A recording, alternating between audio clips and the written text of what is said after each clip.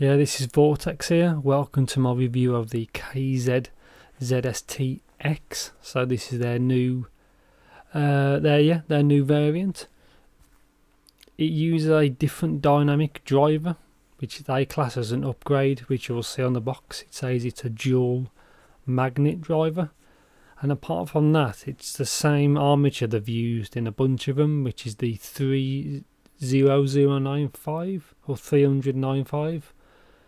As it says, there's the box. Mine is the green, like cyan variant, because you can get the, I think there's a black one. It's like a smoke black, which looks quite nice, but seems hard to get. And then there's like the bluey, pinky red, like variant as well.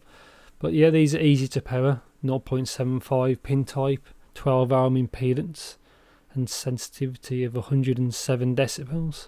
So these are, you can power these off anything, off your phone and anything like that. It's just super easy. But one thing I'm going to show you as well, it comes with actually quite a nice cable. So there they are in the flesh. Same fitment as the normal ZST. They haven't changed anything, but that's a good thing, because I found that these fit. They fit quite well. The comfort's really good. That's what I like with a lot of KZs. They got the fitment really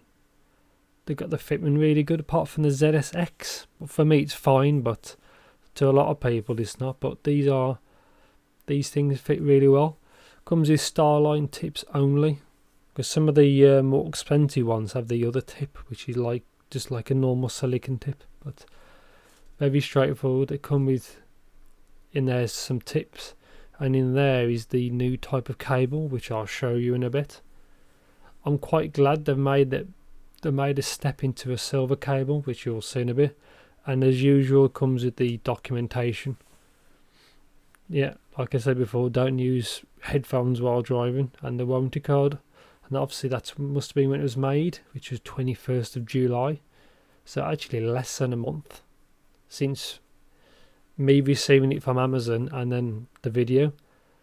Just a quick look at them. Upgraded, same quality. I'd say I'm not sure about the upgrade part, because they haven't actually changed all that much. The armature is still in the nozzle, which is not a good thing.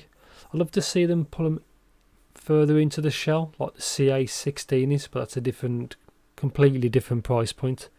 So yeah, in here is just the tips when I eventually open it. Just small and large, as it comes fitted with mediums as per usual. All these companies always use mediums as the ones that are pre-fitted, but Starline tips, they work fine for me. I didn't try this with anything else. I didn't really feel like you had to have the need to. They always work fine.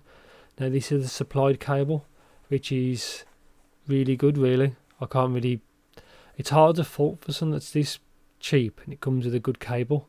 But one thing I'm trying to show you as well on the camera, which I don't think you'll make out, is the L and R for each connector is super small.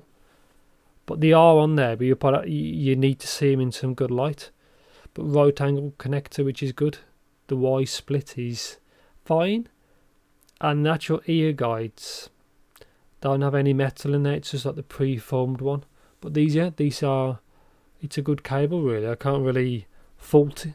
And mine is the one without the microphone as well. But yeah, I couldn't fault the cable. And I like the gone kind of back to the B type cable, which I still think is the best connector. So here is the warranty card, the usual.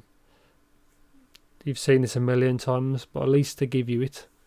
But it says sold by the official KZ official store, but a lot of people obviously don't use the KZ official store, they use wherever. And there you go. I'll just quickly skim through all the information. Just sensitivity, same pressure level. So yeah, really lower you listen to them, the better. Use information. If it's got inline microphone, etc., etc. You've seen all this, and obviously how it works for your fitment. But yeah, so this is really this is my conclusion. Well, not conclusion. My impressions. I'd say the comfort on these is really good. Like I said before, they're really light. Tips are good. can see on the nozzle there is a, to help keep the tip on, you can see the dynamic driver through there. And I'd say, to get to the sound, I'd say these have a V-shaped sound. So they've got an elevated mid bass with a bit of sub bass, and then the upper mids is elevated with a treble roll off. So these sound, I think, from memory, as it's only been a few days, to the normal ZST, because it's kind of the same. It's the same armature, and only the dynamic driver is different. So I'd say, yeah, they have a V-shaped sound. So the upper mid, so female voices stick out more. And then obviously you do have a bit of treble, but then it does roll off. For the price, I think these perform quite well, really. These are actually a little bit cheaper than the KBE KS2s, which are kind of the same thing, a dynamic driver and one armature. It's probably the same armature, but yeah, it has a V-shaped sound. It's not too bad. Obviously it's not amazing, but it's fine for the price, and it's, yeah, there's a V-shaped sound. Sensitivity, like I said before, these are super easy to power. Soundstage was good. Imaging was fine. They isolate well, really, just the same as a normal ZST. And they do have a vent, so there's no vacuum when you put them in your ear, which is good. And not much to say, really. They perform well for the price. They are fine, really. They're nothing amazing, but it's just a cheap hybrid, and it performs for its price. Like I said, they're not amazing, but they're not bad, really. And yeah, now this is my conclusion. Very similar to the non-X, just a different dynamic. The low end seems fine. It seems a touch tighter, I'd say, and probably a touch slightly more elevated, but I'll have to go back to back. But yeah, these are fine for the price. I don't really have any issues with them. Glad they went with the Type B connection. And that's it. Thanks for watching.